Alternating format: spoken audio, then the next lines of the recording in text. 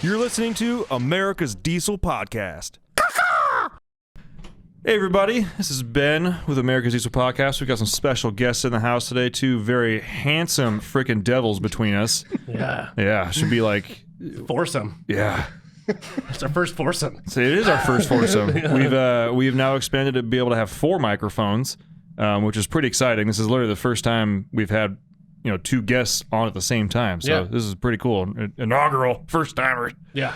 But we've got Redhead on the show. Let's get the intro out of the way and we'll get the thing started. Appreciate you guys tuning in. This is Ben, Tyler, Corey, Derek, and Daniel. Didn't mess that one up. I've been talking to you guys for like 7 years now. I'm going to mess it up. Coming at you from Spokane, Washington. You can find the podcast anywhere that you normally find podcasts. Google Play, SoundCloud, iTunes, Spotify. You can also find us on Instagram. You can find the Facebook group, America's Diesel Podcast, the group. 3 very specific questions you must answer. Very specific answers. Many answers, but very specific answers. The best way to not get into that group is to not answer anything, and I will decline you with a comment. It may be spicy. Yeah. Because the group is spicy. Trying to keep out the bots and keep out people that don't actually listen to the podcast. But lots of good folks in there. Tyler, reviews. Oh, yeah. Let's keep those reviews coming in. We are moving up in the ranks, and we greatly appreciate it. Leave your 5-star review on any of the platforms that Ben mentioned or where you can listen to a podcast on. Screenshot that 5-star review. Send it to podcast@dieselpowerproducts.com. Make sure you include a picture of your truck and an address so we can send you a sticker when we get them. When they come back in stock. By the time this airs, they may be back in stock. Hopefully. I know we're stacking them up a little bit right now. But if you need parts for diesel pickup, make sure and check out dieselpowerproducts.com. You see that quick ship logo. It's guaranteed in stock, ready to rock. If you have any questions, be sure to reach out to one of our knowledgeable sales technicians. They are on the phones 6 a.m. to 6 p.m. Pacific time, Monday through Friday. Let them know you're a podcast listener, and they will put that in the notes. And if you're placing an order online, in the order notes section, type the word podcast. Receive absolutely nothing monetarily. Like not even a freaking, maybe not even a sticker. Yeah. I don't even know. But should something happen when you hear the order, we play favorites really hard and we make shit happen. Yeah. Trust me. So, I think that's the end of the intro. I've said it so many times, sometimes I don't know where to stop. Yeah. No, you're good. Yeah, please stop. So, shut up. Whatever. So, pretty much all of the steering boxes that we've installed here have all been red steering gear boxes. Also, all of the trucks that we pretty much talk about on this show are applicable to have red steering gear boxes. I've installed 2 of them myself. Yeah. Unfortunately, one of them on a GM platform. Stupid Suburban. Right when I decided to start pouring money into it and sell it. Yeah. Yeah, genius. Yeah. But my first excursion also had one too. But we are very happy to have Derek and I swear to God, I'm going to mess up your names. I've known you guys for a long freaking time. They have name tags on. I know. Right here. I don't want to look at them and be like, dude. Please turn a little bit. We've got these 2 fine gentlemen from Redhead Steering Gear. And we're going to ask them some questions. But first off, I do want to hear a little bit about you guys because we always kind of ask people the same questions. So first things first, Tyler, go ahead and muff them because you're going to hate this part. Oh, God. Daniel, what's your favorite color? Blue. Nice. Derek? Purple. Fuck yeah. Hard with the purple. I was waiting for you to talk because I know what the next question is. Okay. Do it. You just go. You want to ask it? No. You want to? No, I don't want to ask. That's a stupid... What's your favorite shape?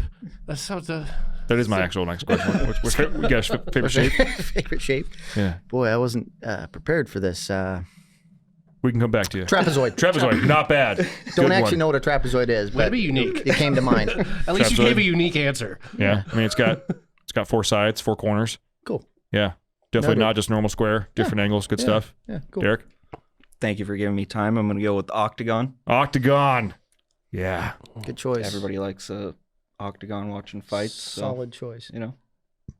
Isn't there was it on Anchorman?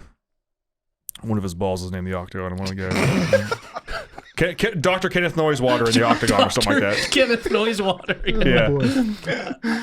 Was it Octagon? I could have sworn. Octa something, wasn't it? It wasn't Octagon. I thought it was Octagon. I'm going to have to watch that movie. For some reason, I remembered Dr. Kenneth Noisewater. I can remember the shape.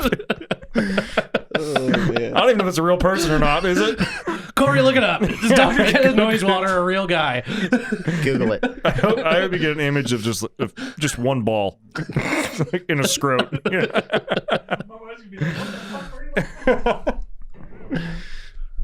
Okay, and we're gonna get some more information from you guys. So Daniel, always been a steering gear guy. How'd you end up there? What are you doing?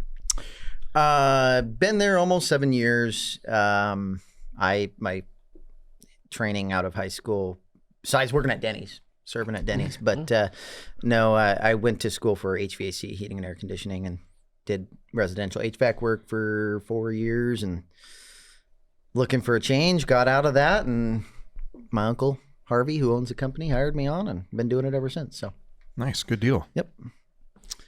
Derek. Little history. Our dad owned Redhead till 2004, so from 1981, I believe, to 04. So we kind of grew up in the North Seattle Redhead shop. We were in around steering gears our whole lives. When he sold in 04, my dad retired. We moved to Arizona. So I worked for Discount Tire for a month shy of 11 years. And brother and cousin and Harvey were bugging me for years to move up here. I was like, I don't know if I was just comfortable in what I did. Thought it was easy. And best thing I ever did was leave Discount to come work for Redhead. It's way easier, laid back, less hours, more money. But we were tied to it from being born into it, basically. So Yep, since we could walk, we were walking around Redhead. So how did the family business, obviously, how do you guys get involved in doing just like steering boxes? Like, how did that start? So actually, 1980 when we started, it was actually our great uncle. So my dad bought it from him in the mid 80s, I think. So he started it. He was retired. He was a front end frame guy for years and years, and he just had this idea that he could never get a good steering box from a parts store anywhere he went. And he was pretty mechanically smart, and he's like, man, I got this idea. If I can put different size bearings inside that piston there, and that worm, the groove of that worm, make them a little bit bigger, it won't slop around inside there. It'll be nice and tight, won't have any play. Started messing around with it, got it figured out, and started Redhead. And the reason for the Redhead, the red top, is just he wanted to be able to pop the hood and look down and see that it was one of his. So yeah, he started painting them all red. So another question we get all the time is, who's the redhead in the family? We have no redheads in our family. It's literally just, it was an easy way to identify. Do we have any gears, redheads that even work for us anymore? We had one guy, but he's moved on. Don't think so. I think yeah. Anyway. Well, that means you get the proper amount of ratio of souls to bodies at the moment. You don't want them soulless gingers hanging around. They do nothing for you. Yeah. So keying back to Dr. Kenneth Noisewater, that is the name Brian Fantana gave to his right testicle in the movie Anchorman. So that lorry is just made it up. It's not. Yeah, it's well, a completely. I'm slightly disappointed because I was hoping it was like a real guy. I was hoping it was like a history 70s lesson. like scientist that was like, yeah. There probably is a Dr. Kenneth Noisewater out there. Like, I mean, you would think, right? Odds are there's a Dr. Kenneth Noisewater. Yeah. My logo would be Brian Fantana for like the doctor's office. I mean, you gotta lean into it at that point. If you happen to be named Kenneth Noisewater and that movie came out, I'd be like, well, I guess I know what I'm doing. Yeah. I happen to be a muffler man, but I'm gonna be a doctor, or I am now Dr. Muffler. My career path is decided. Yes, wasn't even my choice. No, it was James Westfall and Dr. Kenneth Noisewater. Okay, was the name. Where did I get the octagon from a nut then? I don't know. If you read it a little bit more, it tells you. I'm gonna have to like actually start trying to figure out where I knew that from, because I remember very vividly for some reason about a nut being named the octagon. Well, since we're talking about round things, you mentioned ball bearings. So let's talk about what makes a redhead box a redhead box. Derek? So there are a few things that separate us that we do differently from any other remanufacturer out there. We have a dual seal system for your output shaft. So we machine out a second groove in the lower end of the housing right here to accept a second seal. So we have our own seals made just for redhead that fit that. Biggest application, I mean, we do it on a lot, but biggest application where it's super important is the second gen Dodges 94 to 02. They're known for lateral sector play. They all leak out of the sector shaft. So that's something that we came up with to help prevent those leaks coming out of the sector shaft. So that would be number one thing. And then I'll let Daniel explain the most important, biggest thing is going to be the oversized ball bearings. Yeah. So you kind of, I don't know what can be seen here, but this worm gear right there, that it's got a race cut into it or a groove cut into it. And there's a series of, it's like in this box, it has 28 recirculating ball bearings in it. And that ball bearing to race fitment is where Redhead shines, because we have like 30 some different sizes of custom fit. We size them by the 2,000ths of an inch. So we're able to get just the perfect fitment of ball to groove to piston fitment. That might have sounded good fitting odd. balls. Anyhow, yeah, so that gets rid of the slop inside the box. And yeah, it's kind of our baby. That's really what the idea when Redhead was started back in 80 was. I got to find a way to get bigger, correct fitting ball bearings in there to get rid of that slop inside there. You can adjust the top adjustment. That'll set your lash on your sector shaft and piston teeth. But if there's still play in that worm gear with those balls, it's still going to have play no matter how much you adjust that down. So that's kind of, we rebuild OEM boxes. So it's a stock box, the case, the housing of it's stock. But with those bigger bearings, it's a precision rebuild, and we do put a no play guarantee on them. So, yeah, perfect. You tried really hard not to say big balls there. I could hear it. It was a struggle, but we got through. We persevered. You made it. Yep. Because I mean, there's a lot of jokes to be had. I imagine. I mean, we got balls and shafts. Ben, we had this conversation before we started this podcast, and you just keep going with it. Sorry. Low-hanging fruit. Yeah. I'm a one-trick pony, man. You put a joke about balls in front of me, I'm going to make it. Fair enough. Fair enough. Yep. Yeah. What's your guys' feeling on steering box braces? They're great for Dodges. I mean, assuming we're talking about Dodges, because that's pretty much what they exist for. Yeah. I mean, I guess some Jeeps and stuff too, but steering box braces are really good. So you get a lot of, like, second-gen Dodges are the most notorious for it. From the factory, a four-wheel drive Dodge comes with a drop on it, like 4 to 5 inches on the pitman arm, which that difference in pivot point is going to cause a lot of side-to-side flexion on that sector shaft. And if you get under any second-gen Dodge and turn the wheel back and forth a little bit, you'll see that shaft walking around on it. That brace alleviates a lot of that. So it basically... Dodge Off-Road, I think, makes one that only goes off of one side of the frame rail. But like the BD Diesel, and there's a whole bunch of different brands that make them. But they basically go between the two frame rails. You've got a bearing, like a pillow bearing, mounted to the support on it, and a long extension shank on the nut that slides down into that bearing. And then basically the frame rails and the square tubular steel all support that output shaft and don't allow all that side-to-side flexion on it. We like it. One thing we do see is those bearings, if they don't get serviced every 6 months or so and you run it out of lube, that bearing will go on the brace and then it can actually do more harm than good. But they're a really good piece. Just keep up on your maintenance on them. Yeah, and you mentioned getting under a second-gen Dodge and seeing things moving around, because all second-gen Dodge owners definitely keep stock size tires on and totally maintain their front end 100%. Every time. Yeah, every time. Everything's lubed. They're doing all the factory recalls. They're definitely running T-style Well, the oil steering. pan's probably leaking, so it is all lubed. essentially getting lube. Zero oil drips Yeah. coming. Not even a little bit. Yeah. Oh my gosh. So we're gonna tackle probably the biggest elephant in the room whenever anybody talks about steering gear boxes. Me and myself, I've gotten into comment wars with people, and like we were talking earlier. I'm sorry. Yeah, I know. But I'm a part of a lot of forums that involve pretty much any of the OBS trucks, and also all the way to like 2004. So any leaf sprung trucks, and especially excursions.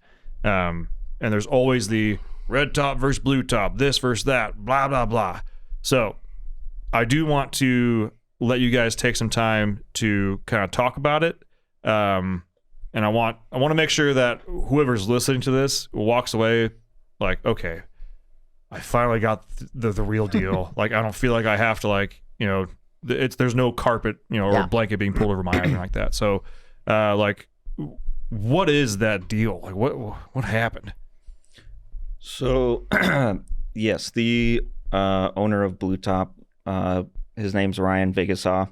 His family and our family are actually family friends still to this day. So there's not, I don't want to say that there's bad blood there at all. We're friends with the family. Mm-hmm. He worked for us as a teenager, 18, 19 years old, for just over a year. And then he actually had another career. He moved back to North Dakota. That's where Blue Top is based out of, is North Dakota. Mm-hmm. He moved back there, had another career, another job that he did, and then started remanufacturing Blue Top steering gears later on. And so he has experience working with Redhead, but also keep in mind this would have been 2004 and 5. So a lot of stuff that we do now is not even remotely the same. So mm-hmm. what knowledge he has is not even comparable to what we do today. Also only being there for about a year or so, right? Yeah, so it's not like he has years and years of experience compared to since 1980. So we're at, what, 43 years experience mm-hmm. within the company. So that's kind of where I would start off. If you want to, I know there's a few more points to make there. I'll let you touch on a couple of them. Yeah, fun fact, Blue Top was actually started by our uncle. Not Harvey and not our dad, but another foster brother. And then it got passed on to the Vigasaw family and where it remains today. But anyhow, that was back in the 80s when Steve, our Uncle Steve, who was running it back then, was a regional guy. I mean, he had a full-time job during the day, and in the evenings he would work on steering boxes in his garage, and he was mostly working on, we're talking small town North Dakota, farmland everywhere, working on grain truck steering boxes and stuff like that. And it was a regional business. Things are different now. Most everything we and Blue Top does would be shipped out now, so it's online, you know. Anyway, but yeah, the main thing that we pride ourselves in that is different and proprietary to Redhead steering gears is our custom fit bearings. Those are sourced by us, not distributed to anybody else, and so they're proprietary ball bearings. You know, we get the right fitment of ball to race in every single one of the steering gears we do, and that's a difference right there. And one of the other things with Redhead steering gears as opposed to Blue Top is our dual seal system at the lower end of the sector shaft. That's something that doesn't get done by Blue Top, so that's another thing that sets us apart. And then our product range is a lot greater. We do a lot of foreign stuff, Toyotas, Nissans, Isuzus, Chevy, Ford, and Dodge he covers. And that's about it. And some of the newer Dodge and Ford and Chevy stuff, even he's not offering. We are. We pride ourselves in, if it's got a steering gear, Redhead can do it. Like, that's pretty much. I mean, with very, very few exceptions, we can work on a steering box. Pretty much. So we're pretty anything. Pretty wide ranging in that regard, and too. He's constantly running out of stock on like the top 5 to 10 sellers that he only does. We always have stock on top 5 to 10 gears where he'll constantly be out of cores. He doesn't have inventory. It's send it in for rebuild. We have stuff ready to ship same day, 24/7 on pretty much all the top 10, even probably top 20 selling steering gearboxes. Mm-hmm. Another little fun fact, key point, not again, no bad blood there at all. But we do keep a wall of shame. We get quite a few Blue Tops in that we like to check out. So we've got a whole wall of his cores and warranties, things that didn't work out for customers that bought Blue Tops and called us and said, hey, I bought a Blue Top. Now I need a Redhead.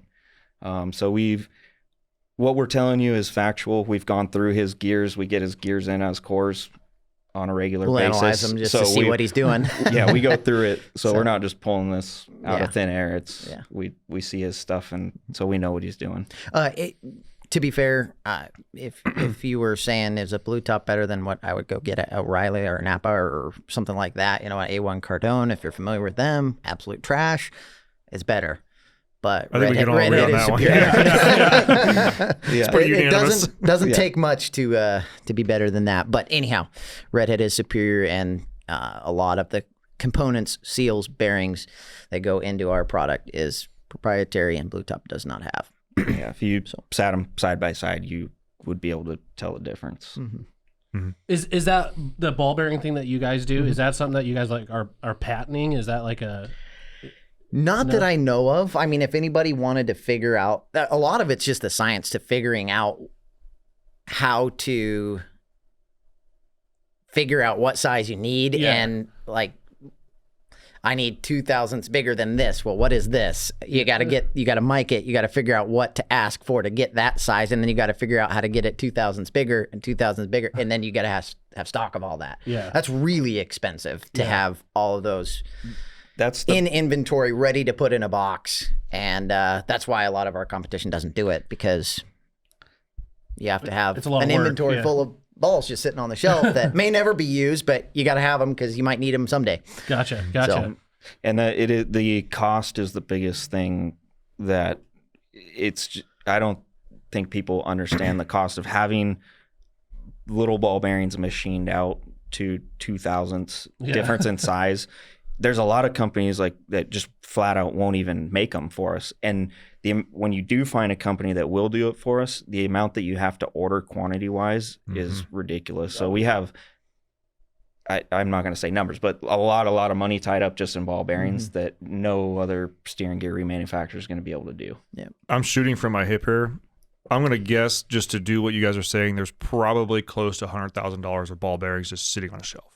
I would say that's probably light. That's very light. Fuck.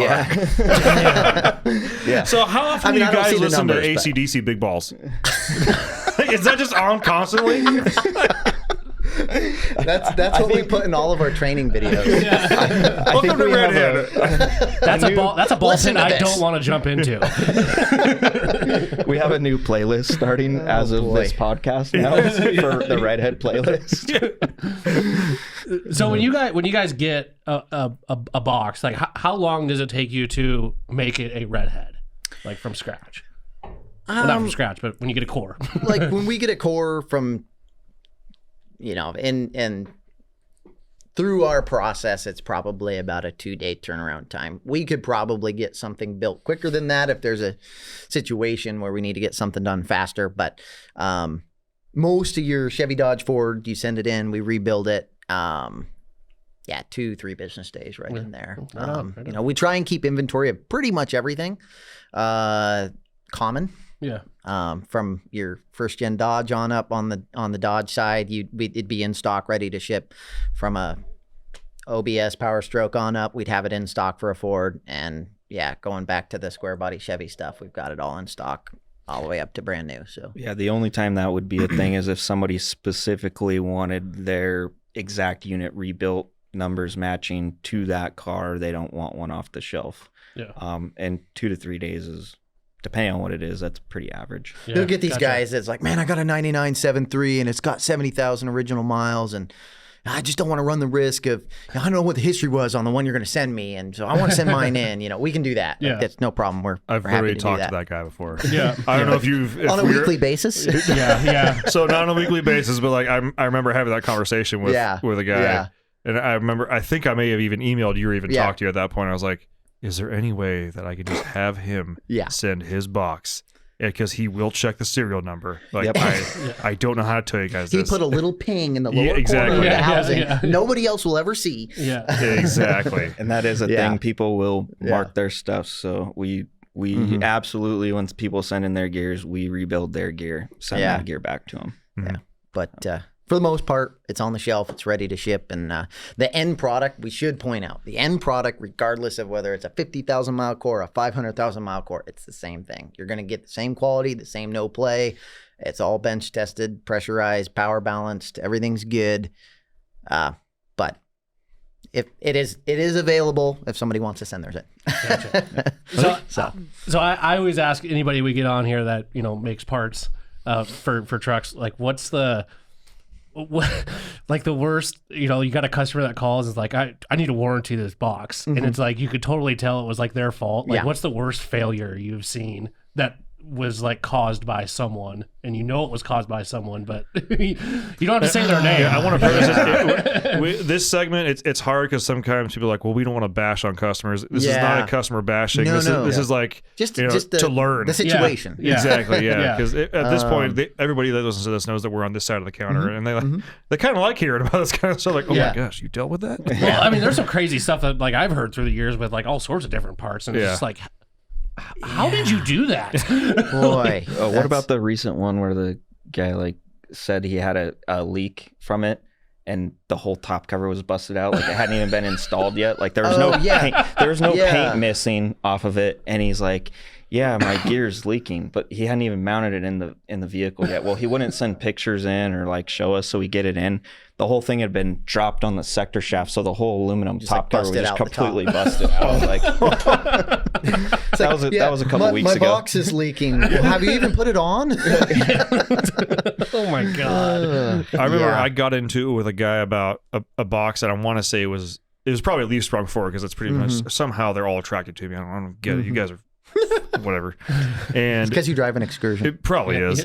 And I remember getting so like, I will say this is my earlier years as a sales tech. I remember getting so emotionally wrapped up in the call that, and this guy he was like getting lawyers involved. Like I was on a 3-way call with his lawyers, all kind of other kind of shit. And I got to a point, this was when Cooper's office was still right next to the sales floor. And I remember almost yelling into the phone, like, if you can produce a video, because he said it leaked from the sector shaft upon install. And I was like, no, it didn't. First off, just no. Like, well, I had videos, send them over. And it was like 2 weeks of them not sending it over, not sending it. And finally, I was on a call with his lawyer, and I was like, he has not sent the videos of any of this happening. He said he has them. He told me he has videos. And it was back and forth, I was like, I will give you my paycheck and I will refund your order right now if you can send me videos of that box leaking right after you installed it with a timestamp. Or if it's an iPhone video, it's got a timestamp. Yeah. I will do that right now. Your lawyer's on the phone right now. It's happening. I remember Cooper coming out of it, like I finished the call, Cooper came out of his office like, you can't fucking do that. I was like, he doesn't have the videos. He doesn't have them. Yeah. There's no way. He's like, you calling his bluff. Oh, man. And he was like, you're on the phone with a lawyer. You can't fucking do that. I was like, whatever, man. Like just cowboying it. And then like obviously like later on in life, I'm like, wow, I was fucking dumb. I should not have said that. Oh man, you said lawyer. That reminded me. It's a little foggy because it's been several years, but I remember. I don't think I ever. I think you have a high honor there to have actually been on the phone with a lawyer. I don't think I've had that privilege yet. Yeah. But yeah. Anyway, what had happened was the guy sheared off his sector shaft. I mean, that's total loss of steering. You're getting in a wreck. Well, bottom line was he fell asleep behind the wheel. This we learned from the police report. Good start. Great start. There's a police report. The guy fell asleep, ran into another car, and then put it in the guardrail, and then that sheared the sector shaft, and then your box failed on me, and that's why I got in a wreck. Okay. The litigious habits of Americans fucking pisses me off. Yeah. I hate it. Like I love this country. I love the people in it, but God, the way people are so lawyer happy and ready to just point the finger and turn around or whatever. Like this is completely unrelated, but Kyle, his recently, like last Friday, got in a wreck. And dude, I showed up right after that happened. Yeah, like right after, and I'm looking over. I'm like, that's a kind of a short, chubby guy. That's Kyle. So he called me.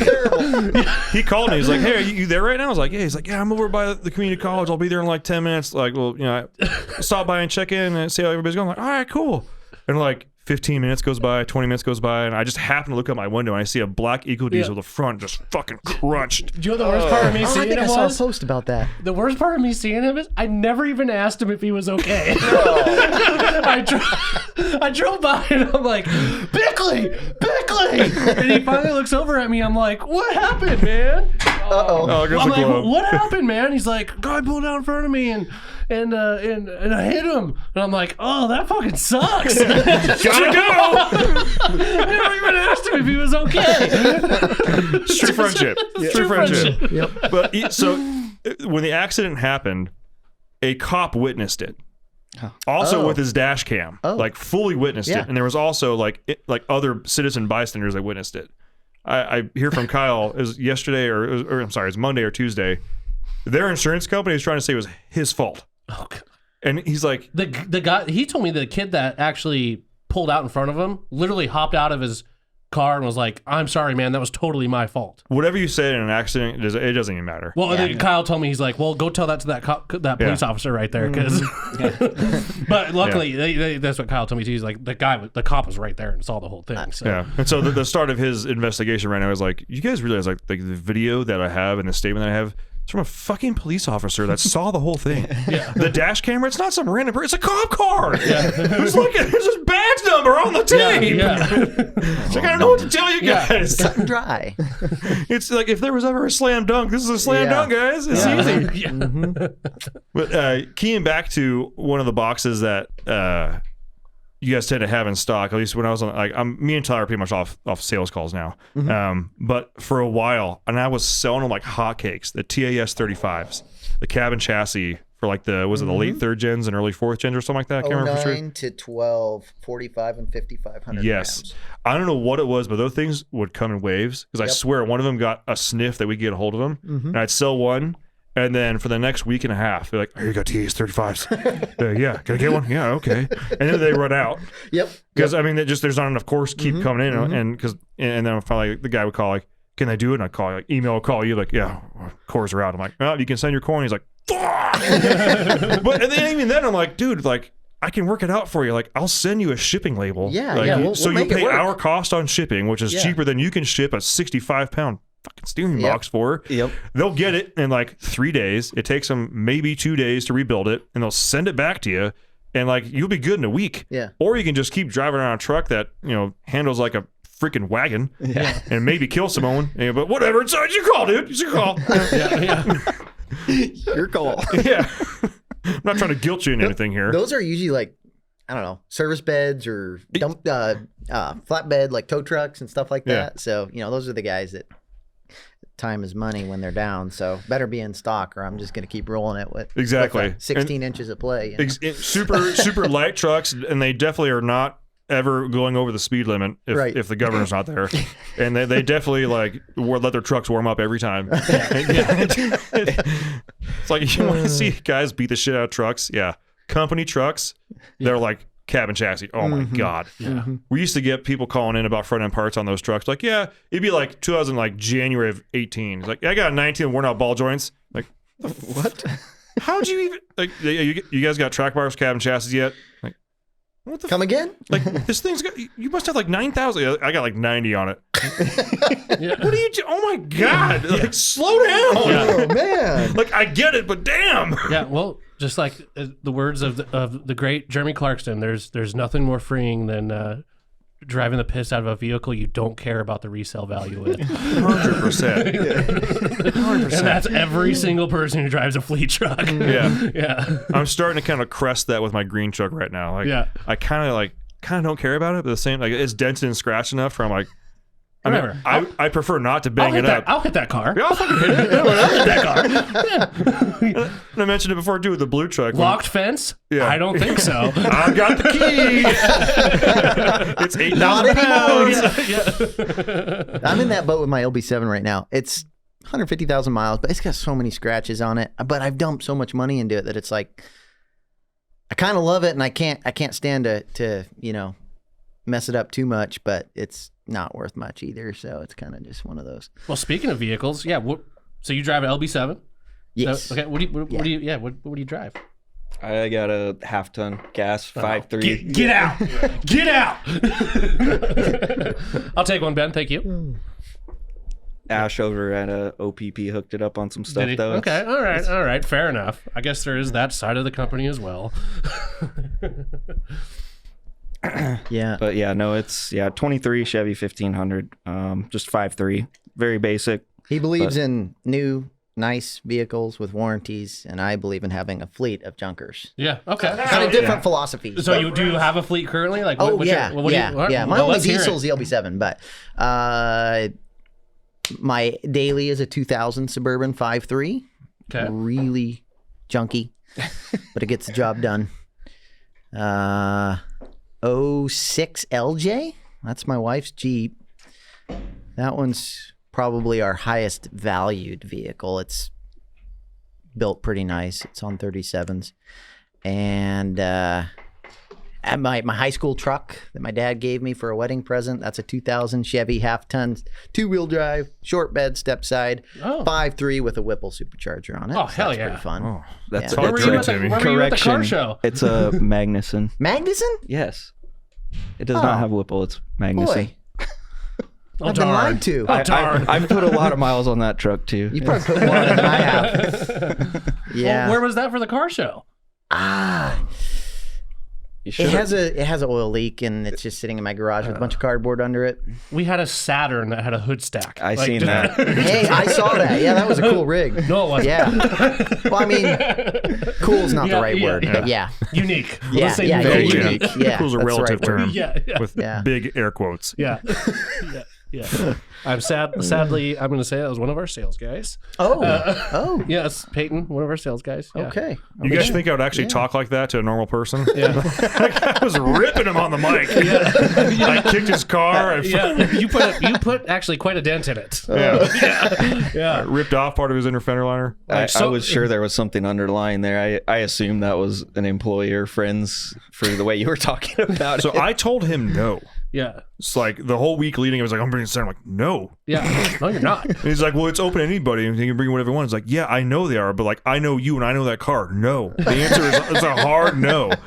And we just didn't talk about it anymore till then. And then he shows up. and like lightning unloads the thing and parks it before like by the time I didn't even hear him pull in, I was doing something else, getting shit set up Quick. and he like pulled in, backed up, unloaded it, and had his truck and trailer backed into a spot before I even noticed. And Mark was like, there's Peyton. And he had just started the Saturn to park. I was like, mother. I don't even think he strapped it down to the trailer. I think he parked on the other side of the building because he knew he was going to, and like unstrapped it. Yeah. And then came in and basically coasted it off the trailer as he was stopping. Well, It's like one of those wheel locks on it, so you can't Basically. shove it out in the street. He had somebody push it in there so you couldn't hear it. Yeah. And I was like, Well, he had to show off his wiring capabilities. yeah. And then a car parked I next missed to that him. part. Yeah. And I was like, well, I can't have a gap in the line now. I'm pretty sure he used gum to put wires together on that thing. He's our Peyton. Yeah. Every shop or every bit that Has a Peyton. We They've all got have their the like Peyton. 18, 19, 20-year-old kid. Like, Yeah. he's our Peyton. We Boy, would that lost be- our that would- Lachlan, though. Yeah, we lost Lachlan. Oh, that's a but- good name for a youngin. Yeah. Oh man. Yeah. Yeah, that was our Peyton. But I don't know who would take his spot now. Your roommate. Luke? Luke. Yeah, Oh. with his sweet He's got Integra or what is the that? Teggy, yeah. Yeah. He's Man. really proud of it. It's so cherry. high performance machine. What is it like? What year Integra is it? I like Integras. It's Of course you do. Sorry. Did I say too much? I believe it's like it's either a 94 or 97. Okay, so 2-door. is it the old boxy one? Mm-hmm. Or is it Yeah, it's a just boxy. after that? Yeah, I don't know, to be honest with you. I don't know anything about cars and I'm gonna say it's boxy. Okay. Is it a 2-door hatch? 2-door hatch. Yep. Okay. Or yeah, Yeah. 2-door hatch. Yeah. It's a hatch. Yeah. He just put a wing on it and he's fixing it all up. We went and bought it for like $1,700 and we've put probably $2,000 into it in the last 2 months. Can't stay away from that VTEC. Yeah. Got that VTEC. Honda VTEC. You feel that come in? It's the VTEC. I love the memes where they show the Honda drivers like, Yeah. whoa, whoa! You feel that? It's my VTEC. It's like, Passenger, what? passenger's just just doing this. Yeah. They're like holding a martini, like, what the fuck? Yeah. And the speedometer's going. Yeah. Well, they make the same jokes for the 7.3s, so it's fine. When you put 37s in stock years, You feel that? Yeah. Oh, when man. that thing came, I got that meme sent to me probably 100 times. Yeah. Sometimes multiple times by the same person. It's like, in case you didn't see it, here it is 3 more times. It's like, stop it. Yeah, that happens on the regular. I have a group on Instagram with like 4 of my buddies, and we all end up sending the same reel like without even knowing it like 5 times. And you're like, did you even look at anything we sent you? Just over here shit posted in my inbox. God.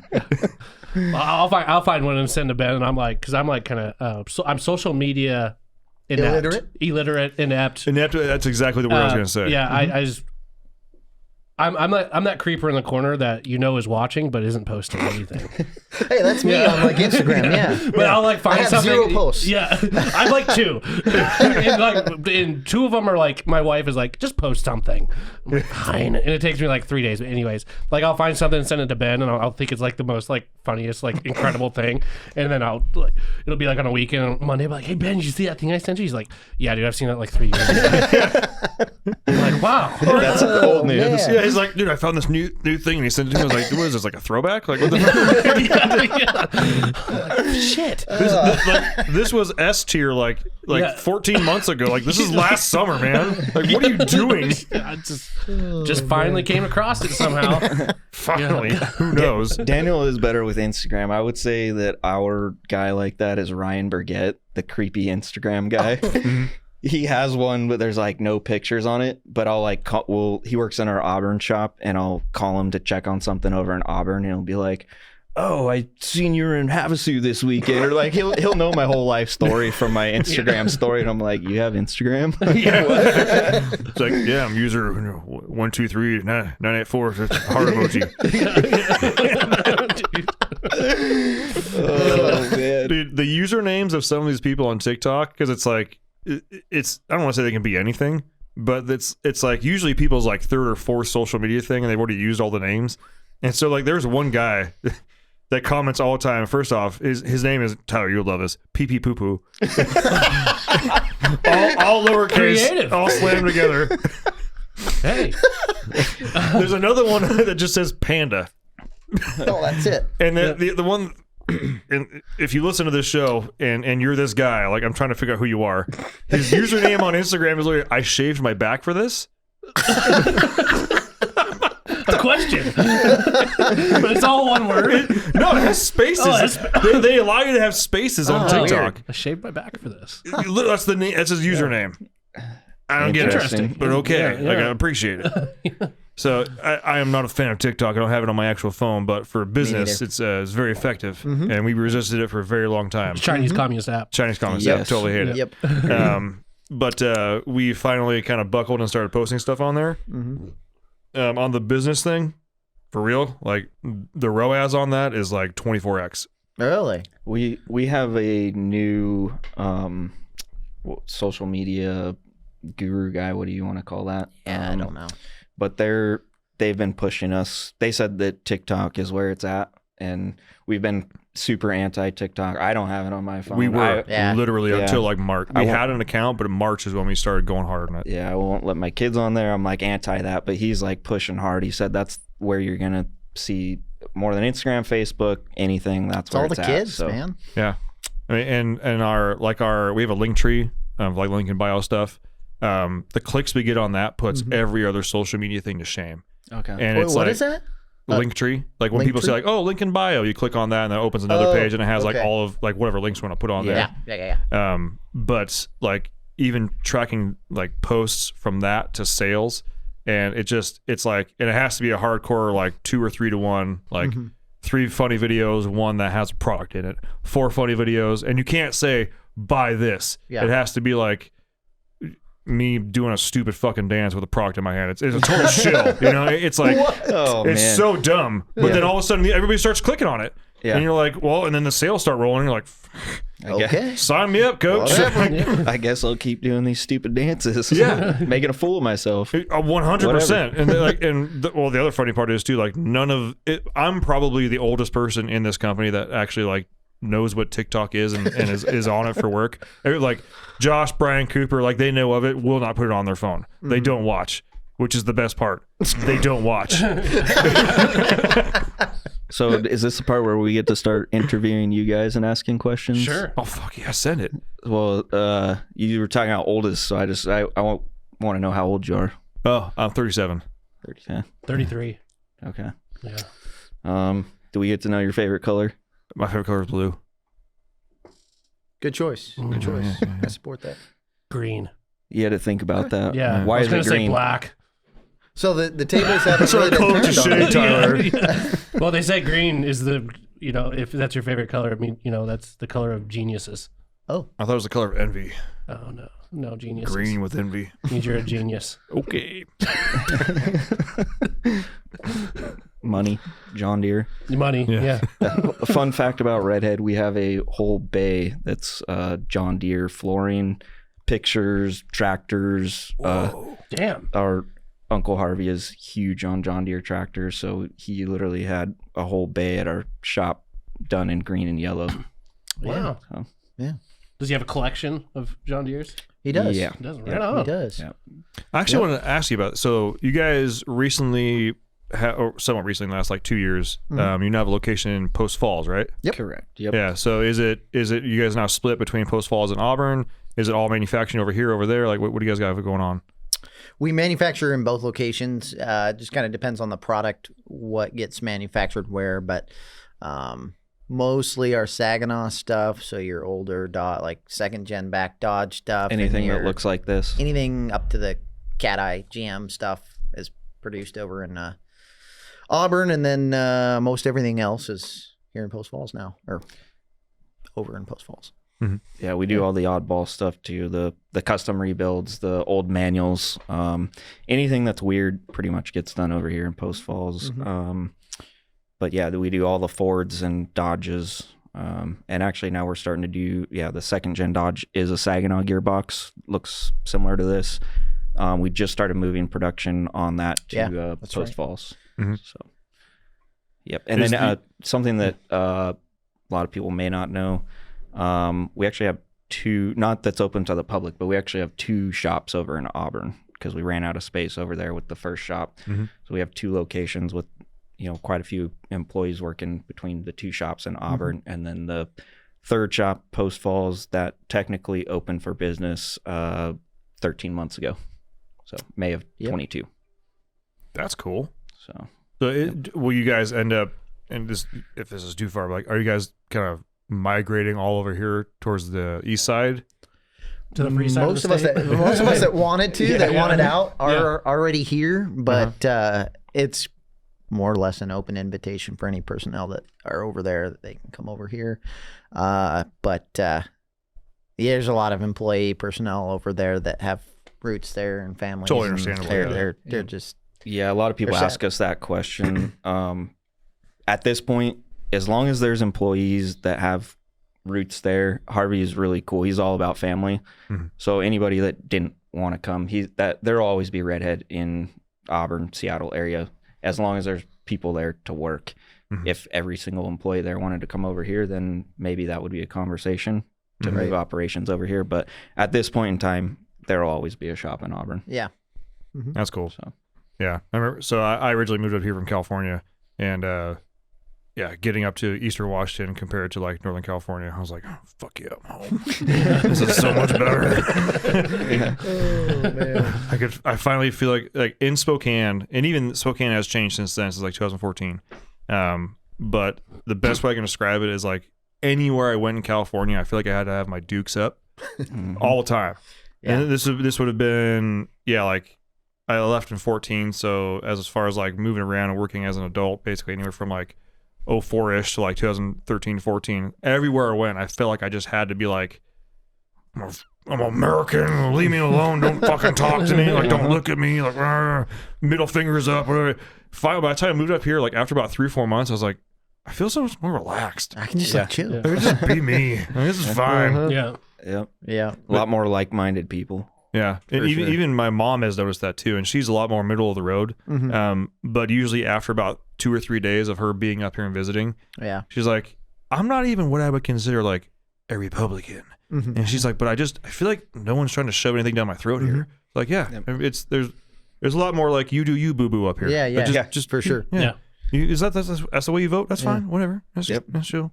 Just don't push your views on me. I won't push mine. We on can you. still have a beer. Yeah. Oh shit. Yeah. Right. We're all adults. Might make fun of you a little bit. Do you have any more questions for me, Tyler? Favorite shape. Shape. Had to put you on the spot first this time. God, I don't know. Man. Such an odd I question. didn't realize what you Such put. an odd question. Last time I got asked that, I think I was in like, let's see, the 3rd grade. Trying to remember what I said to my 3rd grade teacher. Circle square. So it's a square with a round top, whatever that is. Square with a round top. Yeah. Like a. I'm stumped. I was trying to make something up. Try harder. that your answer is not acceptable. Damn it! Come I on. don't, friggin' whatever. I don't know. I don't have a favorite shape. This is the best part. This is one of the things I love about Tyler. Tyler, just say any shape. Just say shape. But it's not my favorite. There's no wrong answer. I know, but I'm not going to give you an answer that's not legitimately my favorite. If I can't make a decision right now, I'm not going to make a decision. I feel attacked about my answer now. I'm not going to say it. All right? Just say a sphere. I'm not. You could have even said home plate, and I would have been okay with it. Oh boy. Next question. Can I get a pass on that one? We're gonna give you a fail on that one. Okay, fair enough. Ben, what you got? I'm doing trapezoid. You're still trying to recover. I was trying to answer it seriously. Like, That's how what that's is my done. favorite shape? I need time. I felt very. I put on feel the like spot. I need to look at the shapes again and like read. Look at the shapes. There's shapes everywhere in this room. Yeah, but they don't have the name under it. Yeah, my choice was trapezoid because it was the first shape I could think of. Well, it's kind of fun to say, but Yeah. next. Man. Okay, so I got a serious question. We'll start with Ben. You said you're not doing sales anymore. So what do you actually do here? I'm actually 100% in the marketing department now. Okay. Yeah, Ben, what do you do here? That's how I know I've made it. People question what I do, and I still get paychecks. The seat gets a little warm and you're kind of Yeah. like, ooh. A little But antsy. so I originally started here just as like a no experience salesman. 2014, Tyler basically taught me everything I knew, and moved around a little bit in there. I was sales manager for a bit, then we started the podcast, and then I started kind of doing double duty between being sales manager and marketing. And I would say about 2 years ago now, I transferred over to basically doing like just marketing. I still kind of had like one toe in the water for sales. I still hop on sales calls. But I would say in the last, Corey, it's probably been probably like 4 or 5 months. I think since I took over sales. Yeah, since Corey took over sales, I haven't really had to hop on the phones on a regular basis in a very long time. I still have, the ability to do that in the app on my phone or on my work computer to be able to do that kind of shit and everything. But like, other than that, I mean, as far as marketing goes, and that's marketing for whether it's off-road power products, diesel power products, the podcast, any of that kind of stuff.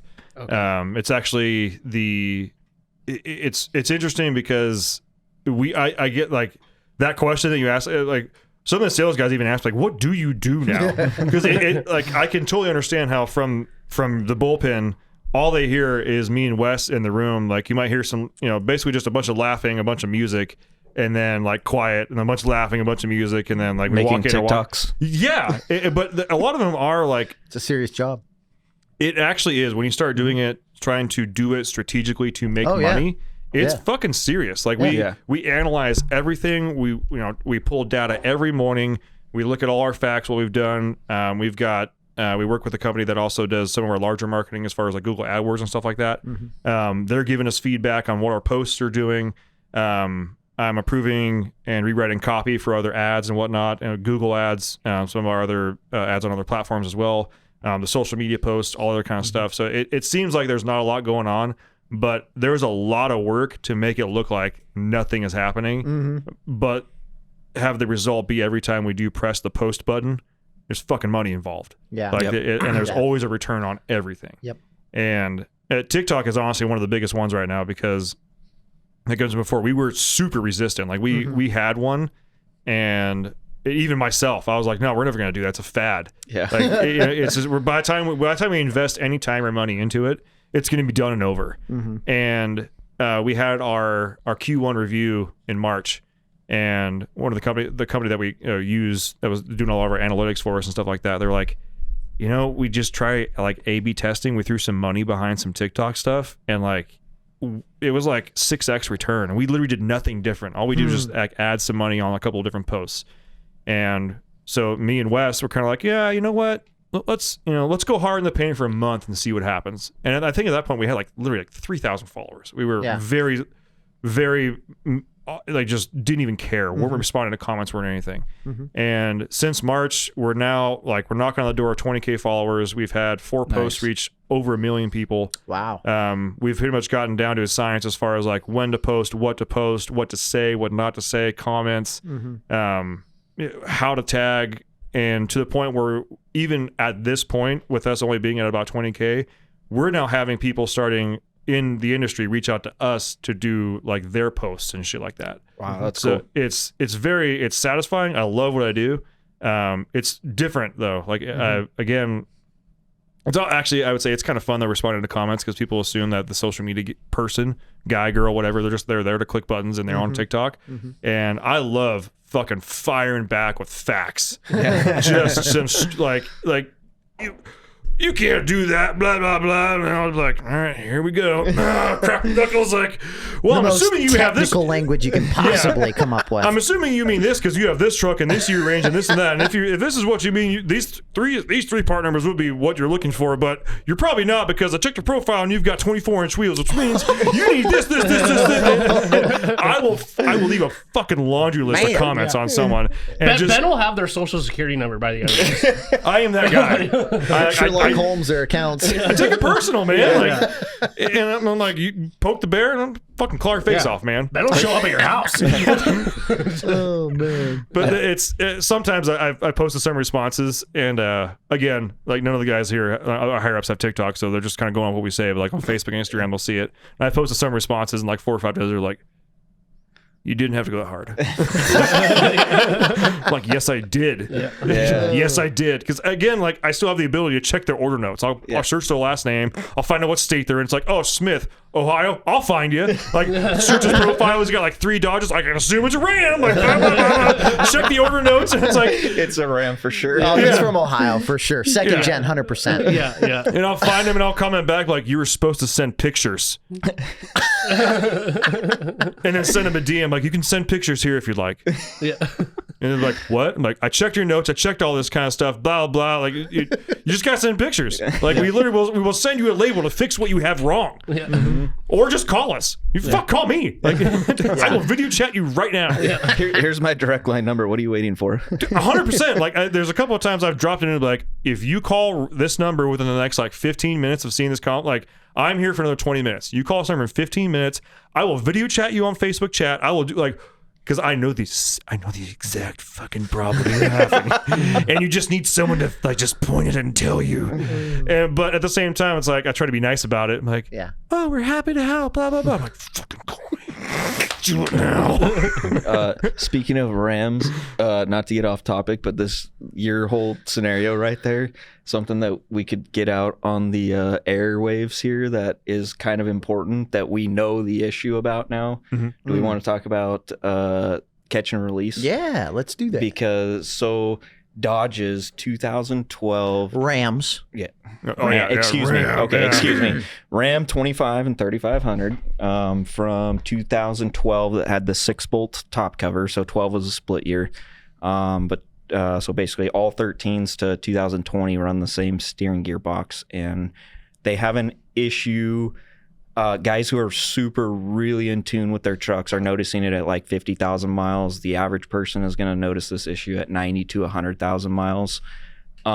We've nicknamed it, I believe also possibly Mopar has kind of gone along with the nickname of catch and release. You'll be in a long sweeping turn at speed, 35 miles an hour or more. And the steering wheel, boom, it lets go, and you all get extra assist, and then it will get hard and It kind of bounces a little bit. So I remember this. Yeah. I've had someone tell me about this, and I was like, "You're full of shit." It's a real thing, and it is a steering gear. And we've been fighting this for a long time, but People we have actually done pumps, hydro boost. It's the gearbox. 100% have the solution for it. We have figured it out. We're not going to tell the secret on the air how to top fix secret. it and what it is, but we have new parts machined out to fix the issue. I'll give you that much. So we have figured out it's an issue that is so microscopic that you can't see it to the naked eye. You got to have a magnifying glass, but we've got the parts machined out. We have the fix for it. So that part number 2881 3T, 2881 4T for 12 to 20 Dodges. Anybody experiencing that catch and release issue, we have the fix for it. And sometimes when it's bad enough, you'll actually just be able to be sitting in a parking lot and park, and you turn the steering wheel, and you'll just feel a little pulsation there. Gotcha. Yep. Anyway, yeah, we have the fix. I legitimately had a guy call me with that type of issue. This probably would have been almost 4 years ago now. Would have had a clue at that time what that was. No one did, and he was. And he was that guy that was like, "Look, I know I sound crazy. I've been around these trucks my entire life. Like I'm extremely mechanically inclined. I've rebuilt these trucks. There is something going on. It almost feels like I have." And this is the term he used, and this is how I knew that he wasn't just like blowing smoke, but at the same time there was no data to support this. Mm-hmm. He was like, "It's almost like I've done hydraulic steering." And I didn't put, what's the valve in there? The proportioning valve? Orbital valve? Where it's like you just keep turning left. You literally have to keep applying pressure. Mm-hmm. He's like, I can turn it left, and the truck will turn, and it'll recenter. Mm-hmm. And I turn it left a little farther, then it'll recenter. And turn it left a little farther, and recenter. I was like, so I'm sitting there wrapping my head around it, and I'm like, so you just have to like kind of keep turning the wheel to keep doing the same turn you're doing? He's like, yeah. I'm like... Probably not. Yeah, probably not. But I mean, I've talked to enough people over the course of my career here, and I'm like, this guy's obviously not a fucking idiot. Like, he's the language, the terminology he's using, and the fact that usually when people start off, it's like, look, I know I'm going to sound crazy right now, and I don't want to give you my like credentials, but like again, I know you talk to dumbasses all the time. Yeah, but please listen to what I have to say about this. And I remember talking to him, just like, I'll be honest, man. Like, this is like, I have a folder when I was on sales calls. I have a folder that I call like weird shit, and I would really put this stuff, the date, the call, the phone number, the part number, the truck, and I would write like a 5 or 6 sentence description of what he had going on, short bullet point, whatever. Because it's one of those things like, now that I know, I might even try and go find that file on my computer and call this guy back. Yeah. And he's probably going to be a guy that's like, dude, I figured this out 4 years ago. I traded that truck off because of that issue. Because of that issue. And I feel like I want that redemption of calling it back. Be like, I did save your info. It's 4 years later. Yeah. We know now that it's an issue. Guess what? Here's what you got to do. And he's probably going to be like, appreciate it, but low key, fuck you. Lose my phone number. Don't ever call me back. I don't hate you, but don't ever call me back. Like, ayo, Captain. Yes, sir. No problem. That could have gone one of two ways, and that went the bad way. That's not how I expected. Highlight, delete. Just move that issue off. Never happened. The weird poop category just got smaller. I now have 12 posts sitting here, not 13 anymore. Thank you. Oh, man. But one of the last things I want to touch on here is we talked about sector shaft nuts a minute ago. Yes, we did. Yeah.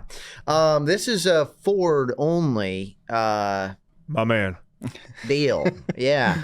But 05 and up, so you can scrap your excursion. Maybe someday I'll have a coil sprung. Maybe you'll do a coil spring in it someday. I will. You got a That's the gearbox goal. for it if you need it. Yeah, I know. I've got that's my goal. I've got 2 leaf sprung Ford trucks, Excursion and F-250, and once I do find a rolling chassis and have room enough for it, it'll get full. And if you do that Dana 60 in the front, and you do need a steering gear, it's going to be for one of those. That from 05 on up to current day, Ford's terminology is torque to yield nut.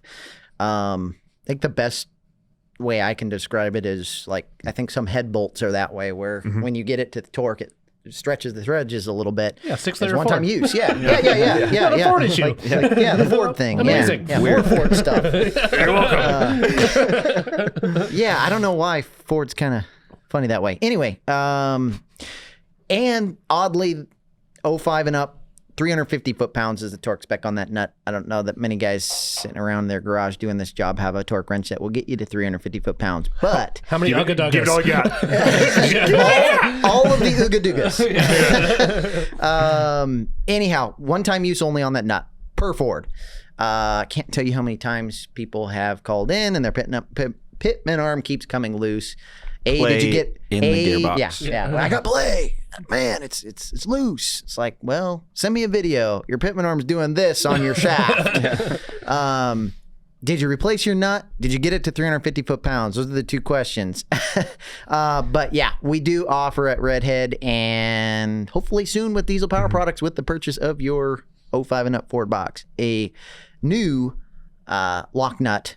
They actually, again, Ford is kind of weird. They don't use a washer. They only use a nut. Every other steering gear ever uses a lock washer, a split lock washer with the nut. Ford, no washer. Anyhow, we offer a new nut that is not torque to yield, so it is reusable. Yeah. So if you're getting play, if your pitman arm's getting loose, That's what it is. replace your nut. Probably a new nut. And, Got to get that new nut. and more Ooga Doogas Yeah. Yeah. on said nut. A couple of times we've had people, like, as far as like sector shaft nuts or like track bar bolts, and they're like, "Well, how tight did you get it?" Like, as tight as I could.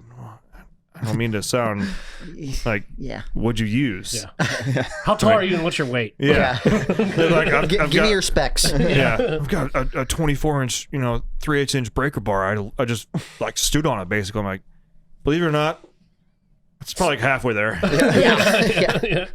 How Were you long using a of a piece of Ryobi or a pipe do you have Milwaukee? sitting in your garage? One of my buddies was putting a track bar on his truck, and his name was Ryan. I was like, Ryan, and he's kind of a lanky guy. I was like, Ryan, I swear to fucking God, you need to get like your big boy ratchet, get your cheater bar. You need to hang.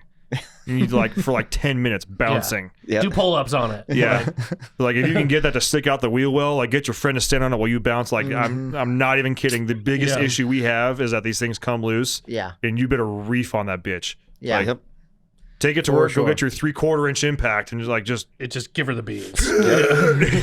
Yeah. And like those Fords, I think there's like a cross member or something in the way. So when it's mounted on the frame where it's nice and solid, you cannot get a socket on there. yeah. Correct. Yeah, So you have to torque Tell it me how to get a before steering gear it's sitting installed. on a table right here to 350 foot-pounds. I'd like to know. Yeah.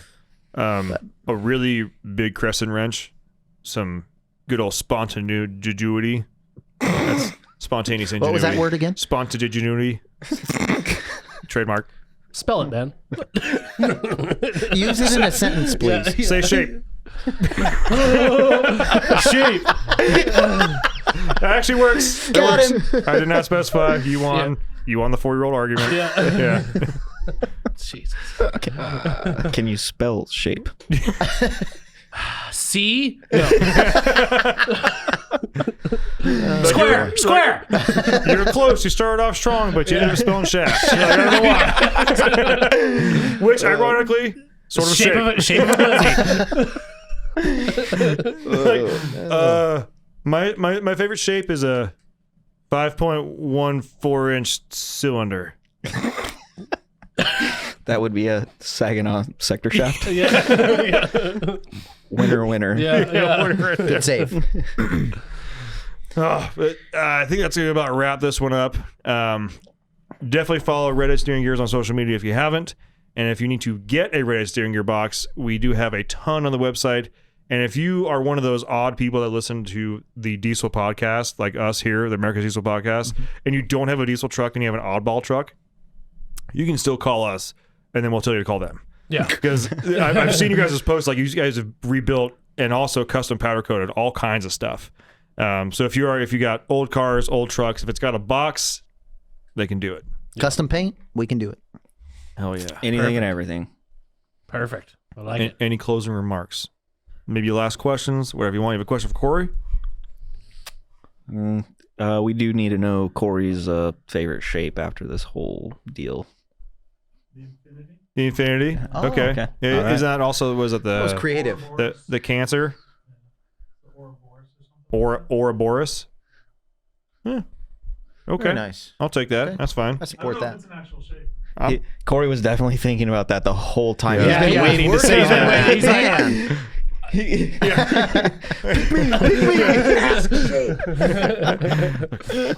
I'm gonna fuck these guys up with my shit. He's been Googling Yeah. most unique shapes. Well, ever since I got that question, I'm still thinking of what my favorite shape is. So maybe next time we'll have you on, and I'll be able to tell you what my favorite Favorite shape is Okay. a redhead. Ooh. My wife might get mad. Well, ladies and gentlemen, we greatly appreciate all you guys tuning in. Again, if you need a steering gearbox for your truck, you are royally effing up if you're not putting a redhead on there. I'm also really happy that we got to talk about the blue top redhead inner twangle, whatever you want to call it, because I've been involved in too many freaking Facebook comment battles about that shit. Now we got some ammo. Now we got some ammo, and it's just facts out there. Yeah. It's when you don't have facts that people start spiraling out of control Yeah. and they start making stuff up, or they hear one shred of truth and then like 5 more layers of bullshit gets added on top of it. Yeah. And then 5 people repeat it, and all of a sudden now it's like hard fact. Right. We've heard and read a lot of untrue things. I'm And sure. a few I'm sure. true things. I'm sure. Oh man. Yep. Well, I'm looking forward to having you guys on again. Cool. Really appreciate you being here. You guys have been great on the podcast. And I could tell when you guys walked in, you were kind of a little nervous about doing a podcast. Very nervous. I will say, and I've heard this from other people, we are like the most podcast you could be be Yeah. It- I like it's- appreciate that. anti-podcast. Exactly. Support that. We are the podcast. Yeah. Very Yeah, nice. buddy. Fair enough. All right, well, boys and girls, thanks for tuning in. We'll see you next week. Bye. Thanks for tuning in. Make sure to subscribe and check us out at dieselpowerproducts.com.